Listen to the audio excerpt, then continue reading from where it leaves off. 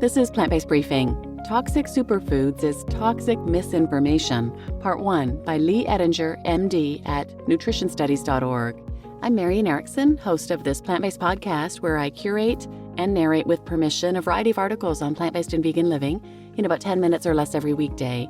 Today's is longer than that, so it's a two-parter. I'm reading Part 1 today and come back tomorrow for the second half. And I'm pleased to have permission from the T. Colin Campbell Center for Nutrition Studies to share their content. So now let's get to today's plant-based briefing.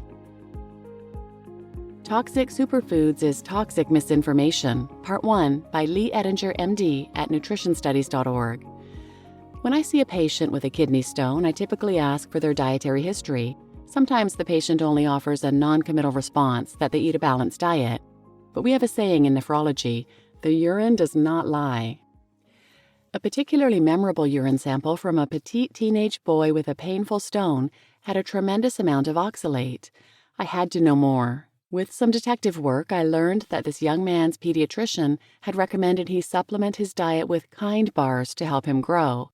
If you don't know, Kind bars are full of nuts and dark chocolate, prime delivery agents of oxalate. He was following his pediatrician's advice by eating 4 bars a day. Instead of growing taller, he grew a calcium oxalate kidney stone, not the desired result at all. Oxalate is a compound made by plants. It delays ripening, prevents decay, and alleviates cold damage. It also binds with calcium, which the plant draws up through its roots from the soil. Calcium is essential for plant growth and development. The combination of oxalate and calcium oxalate, serves several functions, including ion regulation and defending the plant from insect pests and animals. Humans ingest both calcium and oxalate in our diets, and our livers also make some oxalate. Calcium supports healthy growth, bone structure, nerve conduction, and muscle contraction. Oxalate mostly ends up in the toilet as it binds with calcium in the gut or the bloodstream. WebMD has a helpful list of high oxalate plant foods, which include spinach, soy products, and almonds. Planting an oxalate seed of doubt, toxic superfoods.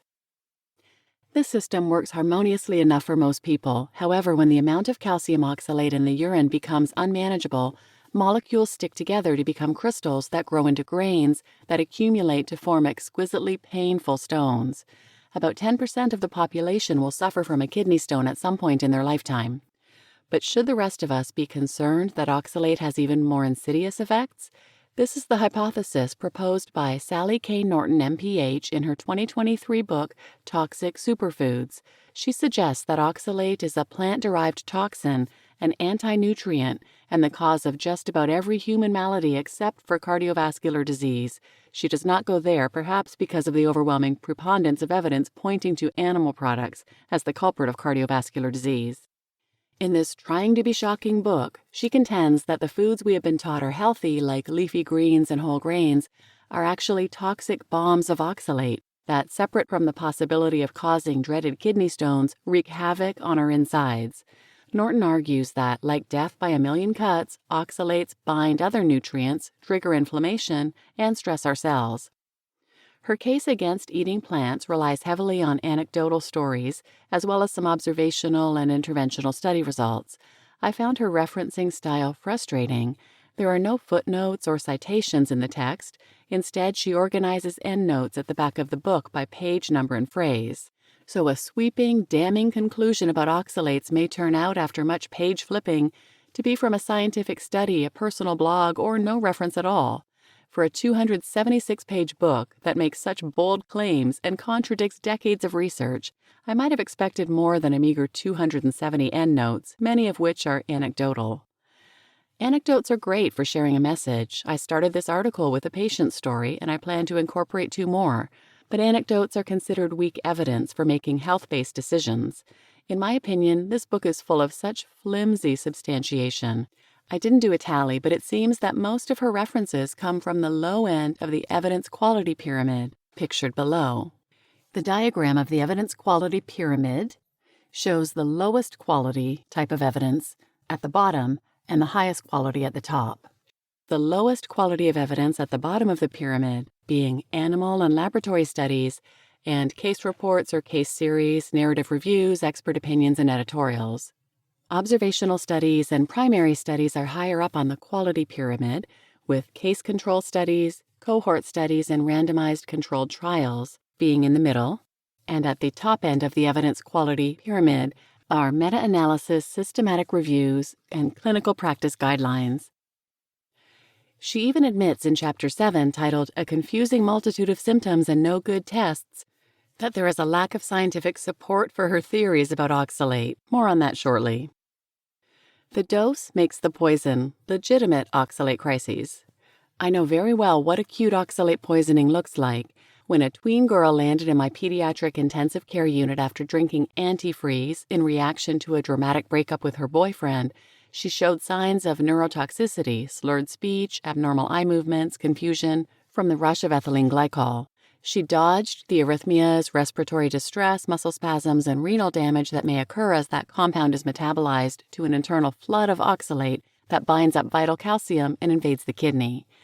In this book, Ms. Norton postulates that daily low-level oxalate exposure can cause chronic low-level internal harm, leading to bloating, constipation, diarrhea, low energy, weight issues, slow healing, cold hands and feet, rashes, allergies, hot flashes, blood pressure irregularity, sore feet, swelling, sun sensitivity, watery eyes, painful intercourse, incontinence, etc.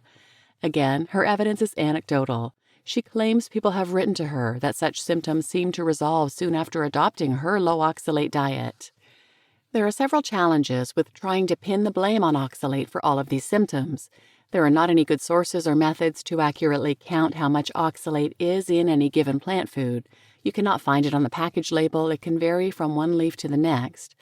People poop out varying amounts of the oxalate they eat depending on how much of the bacteria, Oxalobacter forminges, they have in their gut microbiome.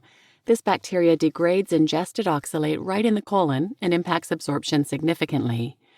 Blood tests to measure oxalate levels are unreliable because oxalate can disappear from the blood quickly, even after an oxalate-heavy meal, and most people are fasting when tested. Though they may appear in invasive biopsies, oxalate crystals do not show up in imaging studies, and urine oxalate levels go down as a person progresses into kidney failure, hiding the potential cause of their disease. In short, there is no reliable non-invasive method to track oxalate to confirm whether it might be the cause of the numerous symptoms documented in the book. That said, there are legitimate cases of chronic oxalate toxicity. As a pediatric kidney doctor, I was on the team caring for a young girl with primary hyperoxaluria.